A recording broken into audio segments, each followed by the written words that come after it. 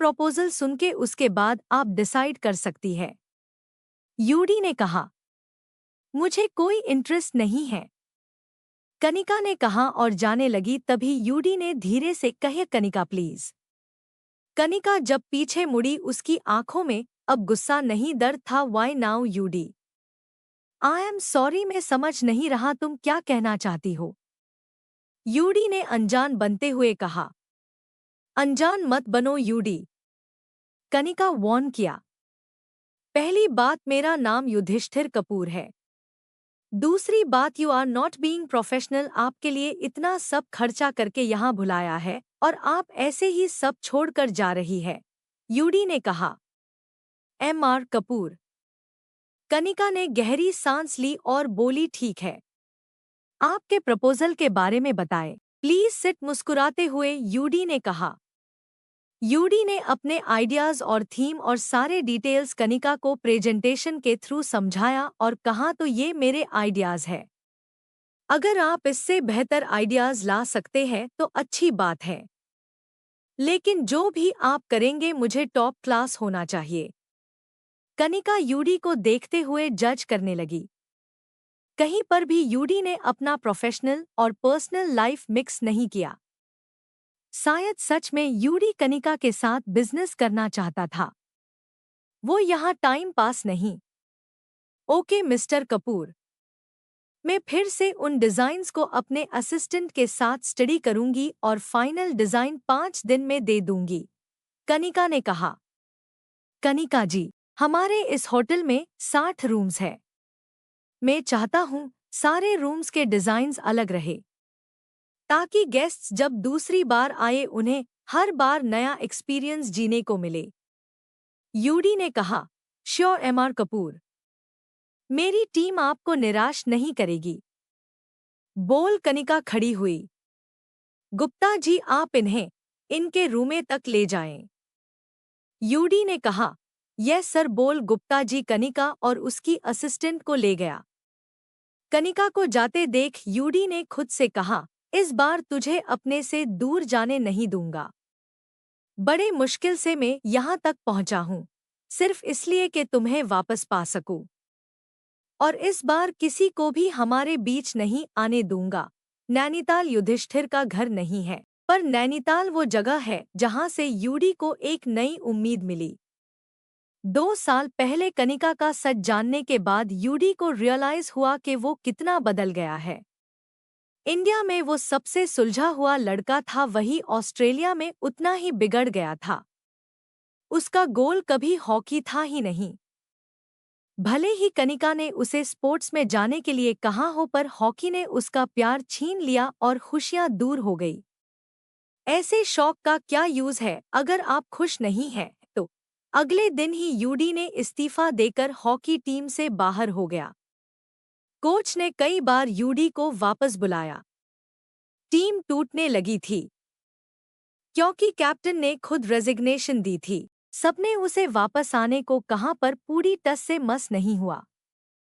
जहां पूरा कॉलेज उसे जाने लगा था, वहीं यूडी सबको नजरअंदाज करके अपनचे पढ़ाई पर ध्यान देने लगा। रात को जब कनिका की याद आती तो रो पड़ता, बाद में खुद को संभल लेता। एग्जाम के बाद यूडी खुद से वादा किया कि अब उसके जिंदगी का एक ही मकसद है, कनिका की खुशी। चाहे कनिका मुझे वापस अपनाए या नहीं, मैं उसका दोस्त जरूर बनके रहूंगा। सोचते हुए यूडी इंडिया वापस चला आया। कुछ दिनों में राहुल, रोबिन, वृंदा और शीला भी वापस आ गए। रोबिन ने केरला में ही अपना बिजनेस शुरू किया। शीला की 1 साल बाद शादी हो गई और वो एक एमएनसी में काम करती है। इंडिया आने के बाद एक अच्छी चीज हुई। वृंदा और राहुल एक दूसरे से प्यार करने लगे। देखते ही देखते दोनों ने प्रपोज भी किया, पेरेंट्स भी मान गए और शादी भी कर ली। यूडी ने 6 महीने लगाए अपने बिजनेस शुरू करने में। कुछ बैंक से लोन लेकर और कुछ राहुल से पैसे उधार लेकर एक छोटा सा होटल शुरू किया हिलटॉप में, यही नैनीताल में। वो होटल इतना हिट हुआ कि 1 साल के अंदर ही यूडी ने मुनाफा ही नहीं 2 और होटल्स शुरू कर दिए। एक मसूरी में और दूसरा मनाली में। नैनीताल चुनने की वजह ये थी कि जब वो ऑर्फानाज में रह रहा था उसके प्रिंसिपल ही उसके मार्गदर्शक थे, मैडम विजयलक्ष्मी पंडित। रिटायर होने के बाद वो नैनीताल शिफ्ट हो गई क्योंकि उनका भी कोई परिवार नहीं था और यूडी ने उन्हें बहुत कुछ सीखा था। यूडी भी वहां शिफ्ट हो गया। विजयलक्ष्मी जी की उम्र ज्यादा होने के वजह से यूडी उनकी देखभाल करता। लक्ष्मी जी को माँ का दर्जा देकर यूडी ने यहाँ अपनी छोटी सी दुनिया बना ली। एक और वजह है, आज यूडी जो भी है लक्ष्मी जी के वजह से है। कुछ ही महीनों में यूडी ने एक बड़ा घर लिया जो होटल के 5 मिनट की दूरी पर था। वह 3-4 नौकर रखकर लक्ष्मी जी का पूरा ख्याल रखा। अपने मुंह बोले बीटा का ख्याल लक्ष्मी जी भी बखूबी करती थी। वो ज्यादा देर तक खड़ी नहीं रह पाती थी, घुटनों में जो दर्द थी, पर छोड़ा मोटा काम कर लेती थी। सब कुछ सेटल होने के बाद और होटल बन जाने के बाद यूडी ने एक एनजीओ भी खोला। ये एनजीओ सिर्फ उन महिलाओं के लिए है जिनका कोई नहीं था और किसी फिजिकल असॉल्ट की शिकार थी। उस एनजीओ में 15 औरतें थीं जो सिलाई बुनाई का काम करती और उन प्रोडक्ट्स को यूडी एक्सपोर्ट करता था। उसके प्रॉफिट्स उन औरतों में बांट देता पर खुद के लिए कभी कुछ नहीं रखा। उसके होटल के प्रॉफिट्स ही उसके लिए काफी था। जब यूडी को पता चला कनिका एक इंटीरियर डिजाइनर है तो अपने होटल का डेकोरेशन उससे ही करवाने का डिसीजन लिया। वो जनता है कनिका फिर से उस पर भरोसा या प्यार नहीं करेगी, पर यूडी को अब सिर्फ कनिका की दोस्ती की जरूरत थी। कॉलेज में उसका रहना ही यूडी को काफी हिम्मत देता था। खिड़की के बाहर देखते हुए कनिका को जाते देख अपने आंखों की नमी को हटाकर अंदर चला आया। जिस घर में कनिका और उसकी असिस्टेंट रुकी थी वो नैनी के पास ही था और व्यू भी काफी अच्छा था। अपने इंजीनियर से कहकर यूडी अपने घर की ओर चला गया। आज उसका काम करने का मन नहीं था, उसे बस अपने माँ के गोद में सिर रखकर सोने का मन था। यूडी के जिंदगी में अब और कोई लड़की नहीं आई। बहुत सी लड़कियों ने उसे डेट के लिए पूछा पर यूडी ने सीधे सीधे मना कर दिया। यूडी का मानना था कि वो किसी के भी लायक नहीं है। उसने कनिका का दिल दुखाया है जो पूरे कॉलेज में सबसे ज्यादा सुलझी हुई लड़की थी। यूडी ने तय कर लिया था कि अब वो किसी भी लड़की को अपने पास नहीं आने देगा और कनिका से भी दोस्ती के अलावा और कोई उम्मीद नहीं रखेगा। घर पर लक्ष्मी जी सोफे पर बैठे किताब पढ़ रही थी। यूडी के आते ही उन्होंने मुस्कुराया और कहा, आ गया? चल कपड़े बदल ले, मैं खाना लगा देती हूँ। लक्ष्मी जी उठने को हुई तो यूडी ने उन्हें रोक दिया। रहने दो माँ, अभी भूख नहीं है, अभी बस आपके गोद में सोना है। बोल यूडी उनके पास जा उनके गोद में सिर रख चुपचाप लेटा रहा। यूडी क्या बात है बेटा? लक्ष्मी जी अपने हाथ यूडी के बालों में फेरते हुए पूछने लगी। गलती का एहसास होने पर किसी से माफी कैसे मांगी जाती है माँ? ये पूछते हुए यूडी की आवाज लड़खड़ाने लगी। लक्ष्मी जी समझ गई कि यूडी किसी बात से परेशान है। सामने वाले इंसान से माफी मांग लो और बाकी रब पर छोड़ दो, क्योंकि हर कोई माफी नहीं दे सकता, उसके लिए बहुत स्ट्रॉन्ग होना पड़ता है। लक्ष्मी जी ने कहा, अगर गलती माफी के लायक नहीं हो तो? यूडी ने पूछा और अपनी आंखों में आए हुए आंसू पोंछ लिए। खुद को माफ करने की हिम्मत रखो और आगे बढ़ने की कोशिश करो और जितना हो सके गलती सुधारने की कोशिश करो। लक्ष्मी जी ने कहा, हम बोल यूडी सामने ही देखता रहा। पिछले 2 सालों में यूडी अपने आप को कनिका का दोषी मानता रहा। जब भी आईने में अपनी शक्ल देखता उसे खुद पर गुस्सा आ जाता। कई बार गुस्से में शीशा तोड़कर वही उसे जमीन पर पड़े देखता रहता। जितने टुकड़े शीशे के हुए थे उतने टुकड़े उसने उसके और कनिका के रिश्ते के किए थे, जो अब कभी नहीं जुड़ सकता। सोचते सोचते यूडी की आंख लग गई और लक्ष्मी जी के गोद में ही सो गया। लक्ष्मी जी जानती थी कि यूडी के मन में कुछ तो चल रहा है। जब से वो ऑस्ट्रेलिया से आया था वो बदल गया था। किसी से ज्यादा बात नहीं करता पर सबकी मदद करता। भगवान की दया से उसके पास अब काफी पैसे आ गए थे पर खर्चा करने के लिए उसके पास कोई नहीं था। लक्ष्य जी उसके माँ के तरह तो थी पर कभी यूडी ने उनके ऑस्ट्रेलिया में क्या हुआ वो शेयर नहीं किया। यूडी के दिल की कसक वो अभी तक जान नहीं पाई थी, पर आज लगता है यूडी के मन की बात जानने का समय आ गया है। लक्ष्मी जी ने मन में कहा और धीरे से यूडी को सोफे पर रख किचन के ओर बढ़ गई। खाना परोस कर वो यूडी के पास आई और उसे उठाते हुए कहा, उठ जा यूडी, माँ तुझे अपने हाथों में खिला रही हूँ, देख मना मत करना। यूडी लक्ष्मी जी को बहुत रिस्पेक्ट करता है तो उनका मान रखने के लिए यूडी ने 2 निवाला खाकर छोड़ दिया। प्लीज माँ, मुझे फोर्स मत करो, यूडी ने रिक्वेस्ट किया। ठीक है बेटा, बोल लक्ष्मी जी चली गई। यूडी अपने कमरे में जा बेड पर लेटे कनिका के बारे में सोचने लगा। सोचते सोचते उसकी आंख लग गई और वो सो गया। दूसरी ओर कनिका अपने नए घर में सेटल होने लगी। गुप्ता जी उसे घर पर छोड़ कर चले गए। घर में एक नौकरानी थी जो खाना बनती और साफ सफाई भी करती। देखने में घर बहुत बड़ा और सुंदर था। कनिका को बड़ी बड़ी खिड़कियां बहुत पसंद आई। उसके कमरे में खिड़की से पूरा पहाड़ दिखता। रोज सुबह इस नज़ारे को देखते हुए उठने के लिए कनिका एक्साइटेड थी। अपना सामान अनपैक कर वो बेड पर बैठी ही थी कि उसे नैना का कॉल आया। हेलो नैना बोलो, कनिका ने कहा। बेब, होटल कैसा है? नैना ने पूछा। बढ़िया है, पर होटल का मालिक? कनिका चुप हो गई। क्यों? होटल का मालिक अच्छा नहीं है क्या? सुना था बहुत हैंडसम है पर मैंने कभी उसे देखा नहीं। नैना ने कहा। अच्छा दिखता है पर वो यूडी है। कनिका ने कहा। यूडी? बोल नैना सोचने लगी, फिर 2 मिनट बाद जब उसे कुछ सुझा तो उसने कहा, ओह माय गॉड, ये वो वाला यूडी है। आई एम सो सॉरी कुंकू, मुझे पता नहीं था। जब उनसे बात हो रही थी एमआर कपूर के नाम से जानती थी। अगर पता होता तो मैं डील करती ही नहीं। मैं कुछ करती हूँ, तुझे वो काम करने की जरूरत नहीं है। अगली फ्लाइट से वापस आ जा।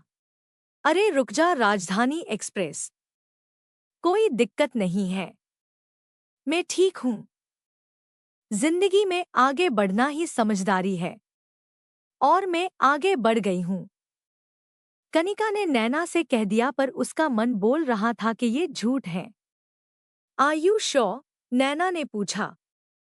हाँ बाबा, कनिका ने कहा। देख, अगर कोई भी प्रॉब्लम होता है न तो मुझे बता दे।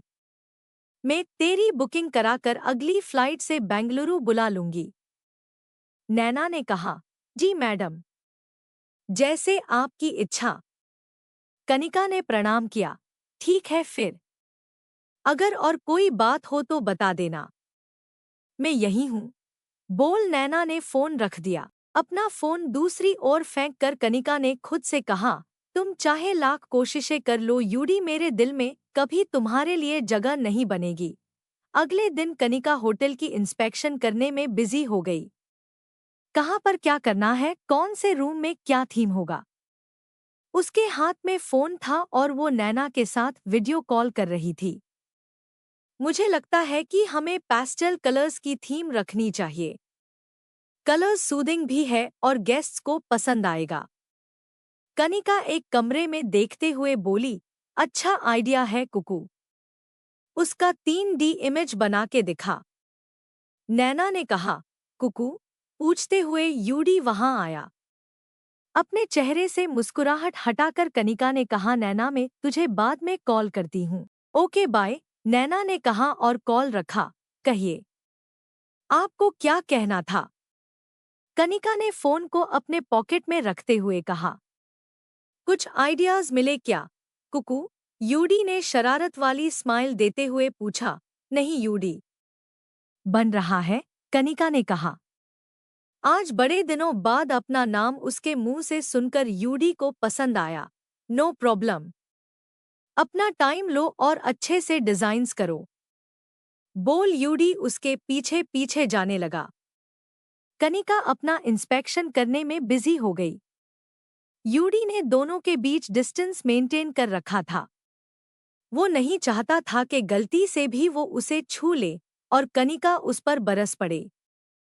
उसके कोई इंटेंशंस भी नहीं थे ऐसा कुछ करने का। आपको पैस्टल कलर्स पसंद है? कनिका ने पूछा।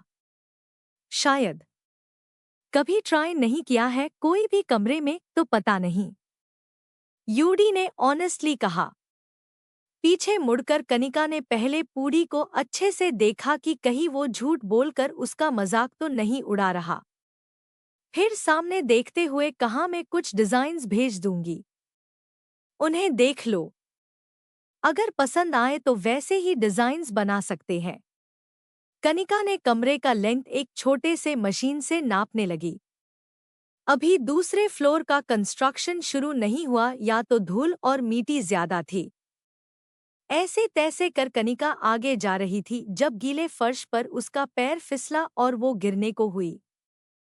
उसे फिसलता देख यूडी ने उसे पकड़ लिया। कनिका अपने आप को बचाने के लिए उसका शर्ट कस के पकड़ लिया।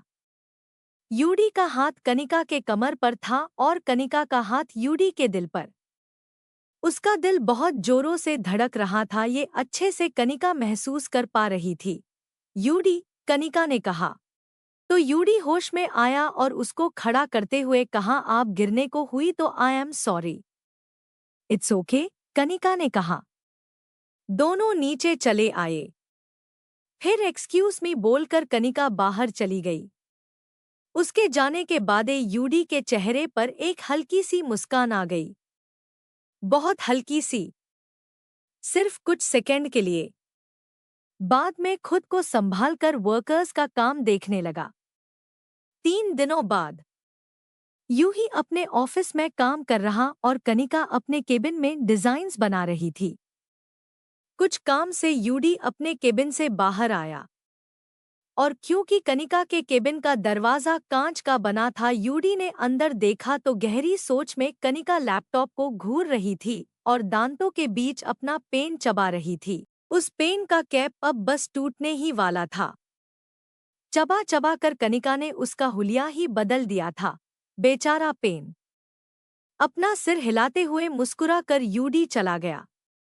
वापस केबिन की ओर आते वक्त कनिका अपने केबिन में नहीं थी, तो चुपचाप अपने केबिन गया। अंदर जाते ही देखा कनिका वहीं है, उसके कैबिन में। आप यहाँ? यूडी अंदर आते हुए पूछा। हाँ, मुझे कुछ चीजों में आपकी राय चाहिए। कुछ डिजाइन सिलेक्ट करने हैं, बोल कनिका ने अपना लैपटॉप उसकी ओर घुमाया और उसके पास खड़े होकर दिखने लगी।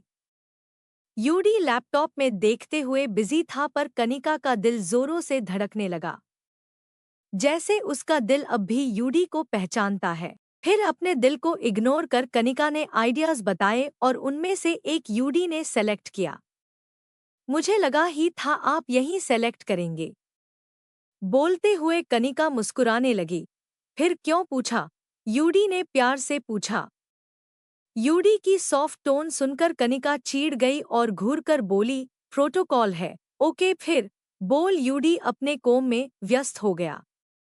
कनिका को लगा यूडी उससे चिढ़ने की वजह पूछेगा, पर यूडी ने ऐसा कुछ नहीं किया। ऊपर उसकी ओर देखते हुए यूडी ने पूछा, और कुछ पूछना था क्या? ना नहीं, थैंक्स, बोल कनिक वहां से चली गई। 1 हफ्ते बाद कनिका के डिजाइन्स ऑलमोस्ट कंप्लीट हो गए थे। रोज शाम को वो देर से होटल रूम जाने लगी थी। 11 बज जाते थे जब तक वो अपना काम खत्म कर बाहर नहीं आती, और यूडी रोज रात को शांति से उसका वेट करता। जब तक कनिका रहती तब तक यूडी भी रहता, उसे ताड़ने के लिए नहीं, उसकी सिक्योरिटी के लिए। जब कनिका बाहर निकलती यूडी भी बाहर भिकलता और रोज कुछ ना कुछ बहाना बनाकर उसे होटल रूम छोड़ता। मैं चली जाऊंगी, कनिका ने कहा। मैं उसी रास्ते से जा रही हूँ, दोस्त के घर। आपको छोड़ दूंगा, यूडी ने कहा। फिर दूसरे दिन, आप रोज मेरी वजह से यहाँ रुकते हो क्या? कनिका ने इस बार पूछ ही लिया। मुझे और भी बहुत काम है कनिका, यूडी ने उसे झूठ कहा।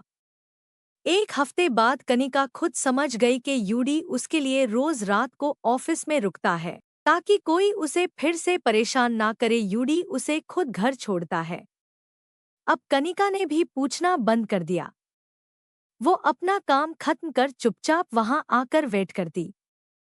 यूडी भी बाहर आता और अपनी कार उसके सामने पार्क करता। कनिका बिना कुछ कहे उसके गाड़ी में बैठती और होटल आने पर उतरकर कहती, थैंक यू, पर आपको रोज ड्रॉप करने की जरूरत नहीं है। यूडी उसकी बात सुन कुछ भी रिएक्शन नहीं देता, बस हम बोलकर चला जाता। पर अगले दिन फिर से उसे छोड़ने आता।